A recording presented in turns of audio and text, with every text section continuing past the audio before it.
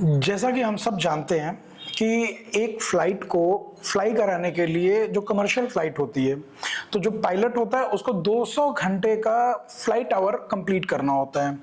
और वो flight our complete करने के लिए ड्यूरिंग ट्रेनिंग ही उनको अपने ही पॉकेट मनी से, अपने पैसे से ये ट्रेनिंग कंप्लीट करनी होती है। उस पॉकेट मनी को मतलब उस ट्रेनिंग को कंप्लीट करने के बाद ही एक कमर्शियल फ्लाइट को आप उड़ाने के लिए एलिजिबल होते हैं। तो अब हम बात करते हैं कि आपको ये सारी बातें हम क्यों बता रहे हैं, क्योंकि अभी हाल ही में एक घटना घटी थी जिसमें एयर इंडिया की फ्लाइट थी AI-171 जो अहमदाबाद से लंदन के लिए जा रही थी और उसका प्लेन क्रैश अहमदाबाद में हुआ था। फ्लाइट जैसे ही टेक ऑफ की थी उसके 30 सेकंड के अंदर ही, अब 30 सेकंड के अंदर ही फ्लाइट अगर क्रैश कर गई तो उस घटना में उस समय के वहाँ के जो हालात बने थे वो कैसे थे कि उसमें विमान में जो सवार लोग थे वो 242 थे, 242 लोग सवार थे और जिसमें 230 यात्री और 12 क्रू मेंबर थे।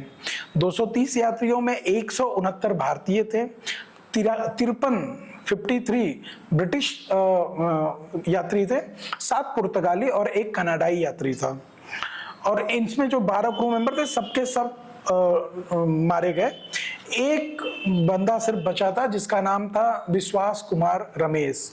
सीट नंबर A11 सीट इसीलिए मशहूर भी हुई जीवित बचने में। उसके बाद जमीन पर जो लोग मृतक की संख्या वो 19 बताई गई और 60 से अधिक लोग घायल हुए थे।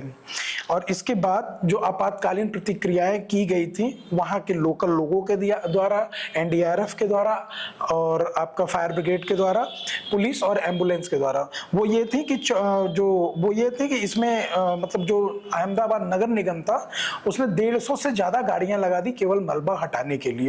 तो इससे आप अंदाजा लगा सकते हैं ये घटना या ये जो दुर्घटना थी ये कितनी बृहद थी और कितनी बड़ी थी।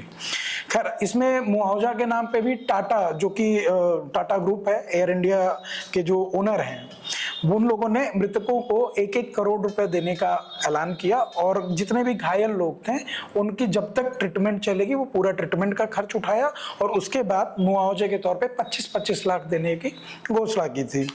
और इस घटना का प्रभाव ये हुआ था कि इसमें गुजरात के पूर्व CM विजय रूपानी जी के समेत सारे लोग मारे गए, बहुत लोग मरे। DNA टेस्टिंग हुई, उसके बाद उनकी बॉडीज को निकाल करके उनकी फैमिली को दिया गया था। इन सारी चीजों के बाद जांच का जो विषय था वो ये था कि भारत सरकार ने AAIB भारत विमान दुर्घटना के जो ब्यूरोज हैं उन लोगों को ये पूरा केस सौंपा और उन लोगों ने इसका इन्वेस्टिगेशन किया। प्रधानमंत्री ने भी इन चीज़ों की बहुत सारी मतलब हृदय विदारक घटना बताई इसको और इसके साथ ही उन्होंने ये कहा कि भाई जितने भी प्रभावित लोग हैं उनको उचित सहायता प्रदान की जाए और सहायता करने में कोई देरी न की जाए। ये सारी चीज़ें ठीक थी, लेकिन इसमें एक जगह पे एक चूक हुई। वो ये हुई कि जब इन्वेस्टिगेशन में ब्लैक बॉक्स मिला, ब्लैक बॉक्स मतलब होता है कि जो डिजिटल फ्लाइट डेटा रिकॉर्ड होता है वो ब्लैक बॉक्स में स्टोर होता है और वो ये बॉक्स ऐसा होता है कि आप कुछ भी हो जाए, पूरा प्लेन क्रैश हो जाए, जल जाए, लेकिन ये बॉक्स सेफ रहता है। और ये लगभग 1 सप्ताह के बाद मिला और ये चला गया था इन्वेस्टिगेशन में।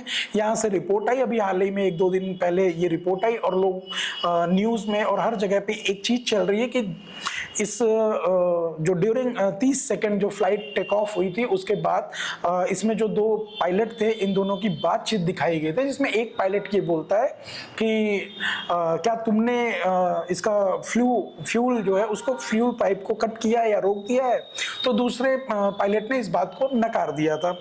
अब इसका जो प्रारंभिक जांच है, जो इन्वेस्टिगेशन में जो प्रारंभिक जांच हुई, इसमें यह बता दिया गया कि वो जो इस प्लेन क्रैश की जो पूरी जिम्मेदारी है वो जो पायलट थे उन्हीं की है। अब इसमें सोचने वाली बात है, इतने दिनों तक जब भी एक्सीडेंट हुआ वहां से लेकर के अब तक इसकी जिम्मेदारी लेने वाला कोई नहीं था और अचानक इन्वेस्टिगेशन में ये जो बात सामने आई कि फ्लाइट टेक ऑफ करने के 30 सेकंड के अंदर ही अंदर इन लोगों को पता चल जाता है जो पायलट होते हैं कि आपका फ्यूल बंद है। ऐसा पॉसिबल है क्या? आज इंडिया में लोग अगर बाइक भी स्टार्ट करते हैं तो लोगों को पता होता है कि उनका जो फ्यूल है वो रिजर्व में है, मेन में है, क्या नहीं है। और एक पूरा का पूरा प्लेन जिसको उड़ाने से पहले हर चीज़ों को टेस्ट किया जाता है, और ये पायलट भी एक्सपीरियंस पायलट थे पहले से, और उसके बाद ट्रेनिंग में 200 घंटे की फ्लाइट आवर इन लोगों ने कंप्लीट करी थी।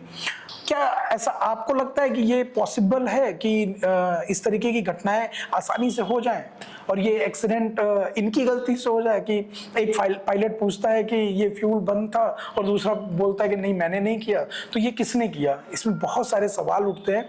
क्या सच में ये पायलट की गलती ही थी या इस गलती को बताया जा रहा है कि नहीं इन्हीं की गलती थी? और भी बहुत सारे सवाल हैं। अगर आपको भी लगता है कि नहीं ये सवाल सही था या जो भी, तो कमेंट बॉक्स में हमें ज़रूर बताएं और फॉलो कर लें।